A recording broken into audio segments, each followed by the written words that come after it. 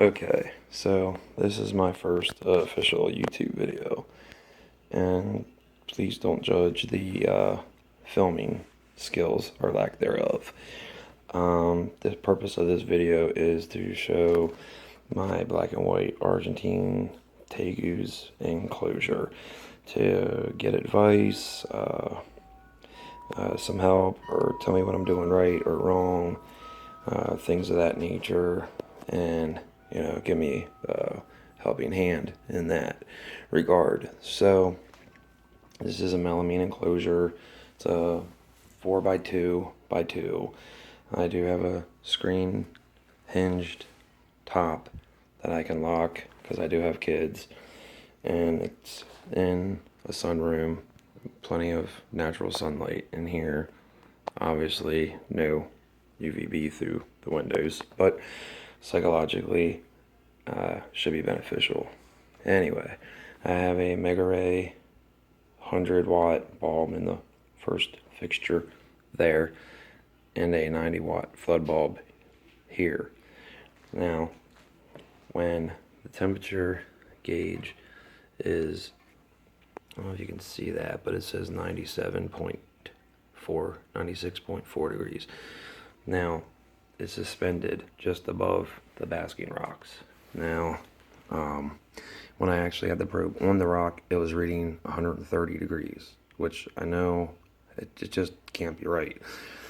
When I use the temp gun, it actually reads between 105, 110, maybe 114 at the highest point, and I feel that that is more accurate. I'm not sure if the probe on the rock is just reflecting a ton of heat or what, but I'm basically going off the temp gun temperatures and the fact that this probe is suspended now above the rocks. I believe it's probably reading more accurately. One question is, these bulbs are exactly 13 inches from the stone, and the minimum safe distance for the Mega Ray bulb there is 12 inches. So I don't want to have these bulbs any closer, and I think that these are mounted far enough away, and I think I'm getting perfect basking temperatures. But my question is, are the bulbs close enough together and they overlap close enough that the tegu will be receiving adequate amounts of UVB? That would be my question there. Also, I'm using a topsoil and sand mixture. Down here, there's maybe only like 4 inches because I couldn't put any more because it would have, been too close to the bulbs at that point. On this end, it probably starts out in the corners there at around 10 inches and then gradually slopes down. Humidity right now is at 66%, but I do have an ultrasonic cool mist humidifier that I run through the top of the cage that I plan on running 3 to 4 times a day for 10 to 15 minutes just to keep that up.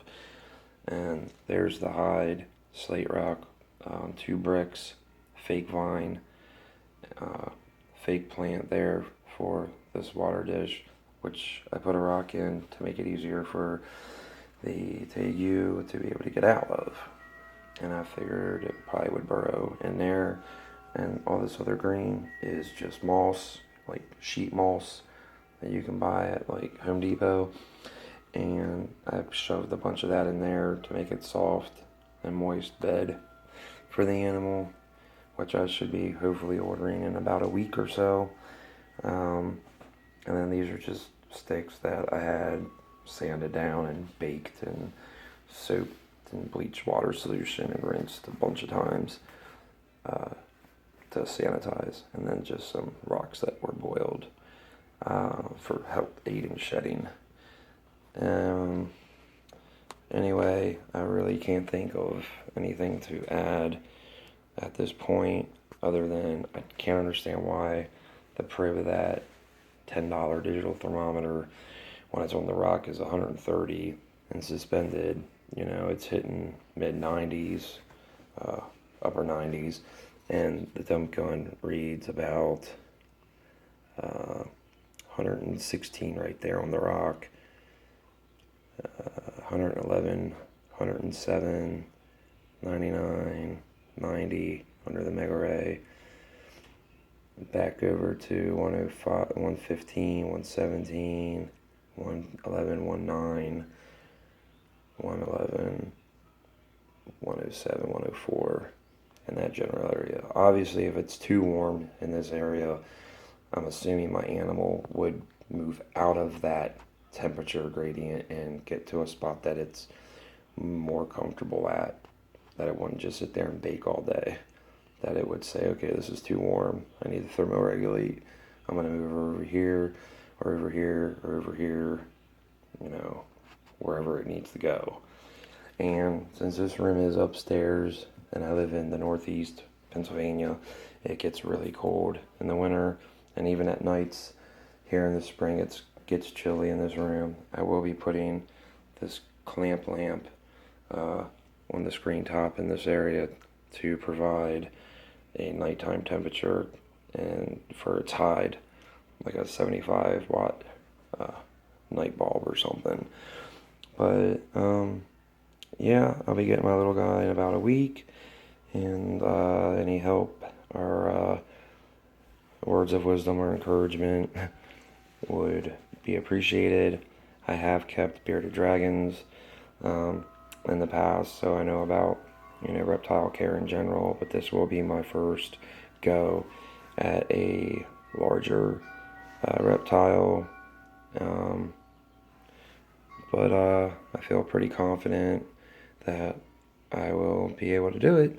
Just a little bit of help with the setup here, and I would be appreciative. Thanks, and I appreciate your comments.